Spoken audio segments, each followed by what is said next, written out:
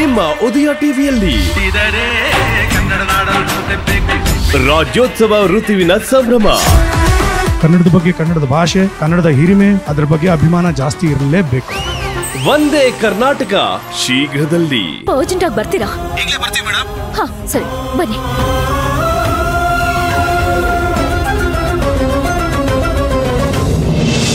ಏನೇ ಹೇಳ್ತಿದ್ಯಾ ಮಂತ್ರ? ಸುಶಾಂತ್ ಅರ್ಚನಾ ಹೊರ್ಗಡೆ ಹೋಗಿದಾರಾ? ನಿಂಗೇನು ಹೇಳಿಲ್ವಾ? ಇಲ್ಲ, ನನಗೊಂದು ಮಾತು ಹೇಳಿಲ್ಲ. ಮೊನ್ನೆಯಿಂದ ಬ್ಯಾಂಕಿಂದ ದುಡ್ಡು ಬೇರೆ ಡ್ರಾ ಮಾಡಿಲ್ಲ, ಆ ಟೆನ್ಷನ್ ಬೇರೆ. ಇನ್ನೊಂದ್ ಕಡೆ ಈ ಸುಶಾಂತ್ ಮನೆಗೂ ಬಂದಿಲ್ಲ. ಹಾಗಾದ್ರೆ ಅರ್ಚನಾನೇ ಏನಾದ್ರೂ ಪ್ಲಾನ್ ಮಾಡಿ ಸುಶಾಂತ್ನ ಹೊರಗಡೆ ಕರ್ಕೊಂಡು ಹೋಗಿರ್ಬೋದಾ? ಅರ್ಚನಾ ಏನಕ್ಕೆ ಪ್ಲಾನ್ ಮಾಡ್ತಿದ್ದಾಳೆ? ನೀವಿಬ್ರು ಬ್ಯಾಂಕಿಂದ ದುಡ್ಡು ಡ್ರಾ ಮಾಡೋ ವಿಚಾರನ ಮನೆಯವ್ರ ಮುಂದೆ ತಾನೇ ಮಾತಾಡಿದ್ರಿ. ಮೊದ್ಲು ಸಾಧನ ಸಿದ್ಧಾರ್ಥ ಒಪ್ಕೊಳ್ಳಿಲ್ಲ, ಆಮೇಲೆ ಒಪ್ಕೊಂಡ್ರು. ಹಾಗಾದ್ರೆ ಇದು ಪಕ್ಕ ಅರ್ಚನಾ ಮಾಡಿರೋ ಪ್ಲಾನೇ ಕಣೆ. ಅದ್ ಹೇಗೆ ಹೇಳ್ತೀಯಾ? ಬ್ಯಾಂಕಿಂದ ದುಡ್ಡು ಡ್ರಾ ಮಾಡೋ ವಿಚಾರನ ಸಾಧನ ಅರ್ಚನಾಗ್ ಹೇಳಿರ್ತಾಳೆ. ಅರ್ಚನಾ ಸಪೋರ್ಟ್ ಮಾಡೋ ತರ ನಿನ್ ಮುಂದೆ ಇದ್ದು ಬ್ಯಾಂಕ್ ಟೈಮ್ ಮುಗ್ದೋಗ್ಲಿ ಅಂತಾನೆ ಸುಶಾಂತ್ನ ಪ್ಲಾನ್ ಮಾಡಿ ಹೊರಗಡೆ ಕರ್ಕೊಂಡು ಹೋಗಿದ್ದಾಳೆ.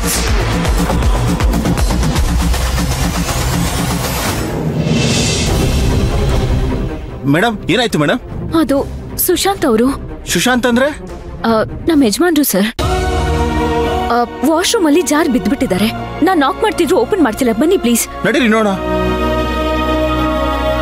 Sushant sir, sir.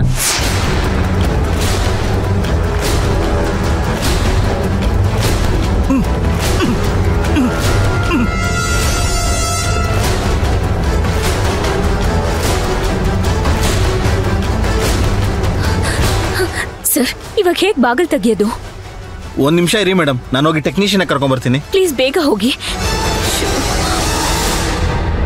ಸುಶಾಂತ್, ಸುಶಾಂತ್, ಸುಶಾಂತ್, ಏನಾಯ್ತು ಸುಶಾಂತ್? ಸರ್, ಸರ್ ಪ್ಲೀಸ್ ಸ್ವಲ್ಪ ಬೇಗ ಬನ್ನಿ. ಹಾ ಮೇಡಮ್, ನಡಿ ನಡಿ, ಬೇಗ ನಡಿಯ.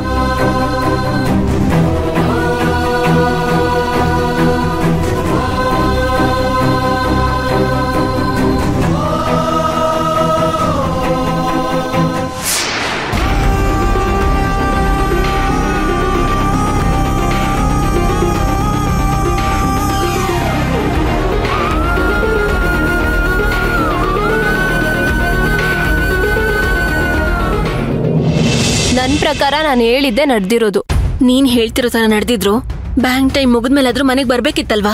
100% ಇದು ಅರ್ಚನಾ ಆಡ್ತಿರೋ ಆಟನೇ. ಸಖತ್ ಗೇಮರ್ ಕಣೆ ಅವಳು. ಸಾಧ್ಯನೇ ಇಲ್ಲ. ನನ್ ಮದ್ವೆ ನಿಂತೋದಾಗ ಅರ್ಚನಾನೇ ನಂಗೆ ಜಾಸ್ತಿ ಸಪೋರ್ಟ್ ಮಾಡಿದ್ದು. ಹಾಗೆ ನಾನು ಅನುಮಾನ ಪಡೋ ಹಾಗಿದ್ರೆ ಸುಶಾಂತ್ ಮೇಲೆ ನಂಬಿಕೆನೆ ಬರ್ತಿರ್ಲಿಲ್ಲ. ಏ, ಯಾಕೆ ಹೀಗೆ ಹೇಳ್ತಿದ್ಯಾ? ಮತ್ತಿನೇನು, ಬೆಳಿಗ್ಗೆಯಿಂದ ಎಲ್ಲೋ ಹೋಗ್ತೀನಿ ಅಂತ ಹೇಳಿ ಒಂದ್ ಫೋನ್ ಕೂಡ ಮಾಡಿಲ್ಲ. ನಾನ್ ಫೋನ್ ಮಾಡಿದಾಗ ಗುಟ್ಗುಟ್ಟಾಗ ಏನೋ ಮಾತಾಡ್ತಿದ್ರು. ಹಂಗಂದ್ಮೇಲೆ ಸುಶಾಂತ್ ಮೇಲೆ ತಾನೇ ಅನುಮಾನ ಬರೋದು. ಹಾಗಿದ್ರೆ ಸುಶಾಂತ್ ವಾಪಸ್ ಬಂದ್ಮೇಲೆ ಎಲ್ ಹೋಗಿದ್ರು, ಯಾಕೆ ಹೋಗಿದ್ರು, ಅರ್ಚನಾ ಜೊತೆ ಹೋಗಿದ್ರೋ ಇಲ್ವೋ ಅಂತ ಹೇಳ್ದೆ ಇದ್ರೆ ನೀನ್ ಹೇಳ್ತಿರೋದೇ ಕರೆಕ್ಟ್. ಅರ್ಚನಾ ನಮ್ಸಿ ಕುತ್ಕೆ ಕುಯ್ಯೋಳಲ್ಲ. ಅವಳ ಮಾತು ನೇರವಾಗಿರುತ್ತೆ. ಅವಳ ಮನ್ಸಿಗೆ ಸರಿ ಅನ್ಸಿದನ ನೇರವಾಗಿ ಮಾತಾಡ್ತಾಳೆ. ನೋಡ್ ಮಂತ್ರ, ಒಂದ್ ಪಕ್ಷ ನೀನ್ ಸುಶಾಂತ್ ಮಾತ್ನ ನಂಬಹುದು, ಆದ್ರೆ ಈ ಅರ್ಚನಾ ತುಂಬಾ ಡೇಂಜರಸ್ ಅಂತ ನನ್ಗನಿಸ್ತಿದೆ. ಸರಿ, ಏನಾದ್ರೂ ವಿಷಯ ಇದ್ರೆ ಕಾಲ್ ಮಾಡ್ತೀನಿ. ಸರಿ, ಬಾಯ್ ಬಾಯ್. ಬಾಯ್.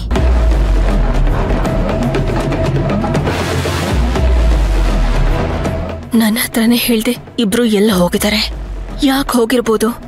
ಮಧ್ಯಾಹ್ನದಿಂದ ಸುಶಾಂತ್ ಫೋನ್ ಮಾಡಿಲ್ಲ, ಫೋನ್ಗೂ ಸಿಗ್ತಾ ಇಲ್ಲ. ಹಾಗಾದ್ರೆ ಗಗನ ಹೇಳ್ದಾಗ ಏನಾದ್ರೂ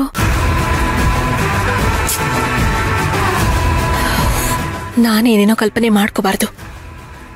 ಈ ಸುಶಾಂತ್ ಫೋನ್ ಇದ್ ಮಾತಾಡಿದ್ರೆ ಏನಾದ್ರೂ ಒಂದು ಕ್ಲಾರಿಟಿ ಸಿಕ್ಕಿರೋದು. ಇವನು ಫೋನ್ ರಿಸೀವ್ ಮಾಡ್ತಿಲ್ಲ.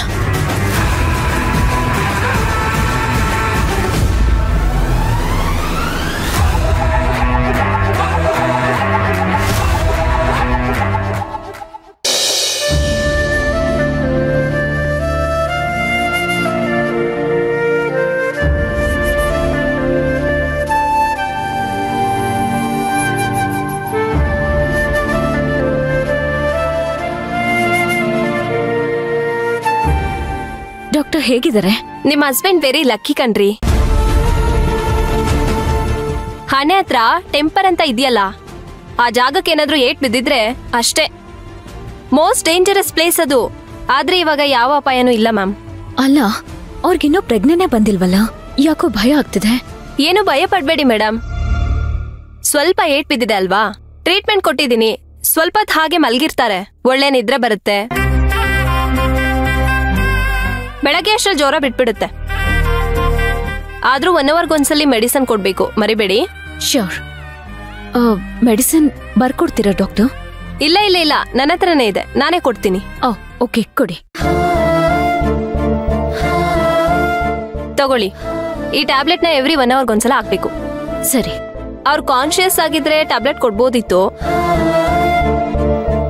ಈಗ ನೀವು ಸ್ಪೂನಲ್ಲಿ ಪುಡಿ ಮಾಡಿ ಕುಡಿಸ್ಬಿಡಿ ಮೇಡಮ್. ಓಕೆ. ಹಾ, ಆಮೇಲೆ ಇನ್ನೊಂದು ಮುಖ್ಯವಾದ ವಿಷಯ. Yes doctor? ಅವಾಗವಾಗ ಅವ್ರಿಗೆ ಫೀವರ್ ಇದೆಯಾ ಇಲ್ವಾ ಅಂತ ಚೆಕ್ ಮಾಡಿ. ಶ್ಯೂರ್. ಯಾಕಂದ್ರೆ ಆ ಫೀವರ್ ಜಾಸ್ತಿ ಬರಬಾರ್ದು. ಮತ್ತೆ ಜ್ವರ ಜಾಸ್ತಿ ಆಗಲ್ಲ ಅಲ್ವಾ ಡಾಕ್ಟರ್? ಹೆದರ್ಕೊಳ್ಳೋ ಅಂತದ್ ಏನೂ ಆಗಿಲ್ವಲ್ಲ? ನಾನು ಆಗುತ್ತೆ ಅಂತ ಹೇಳ್ತಾ ಇಲ್ಲ.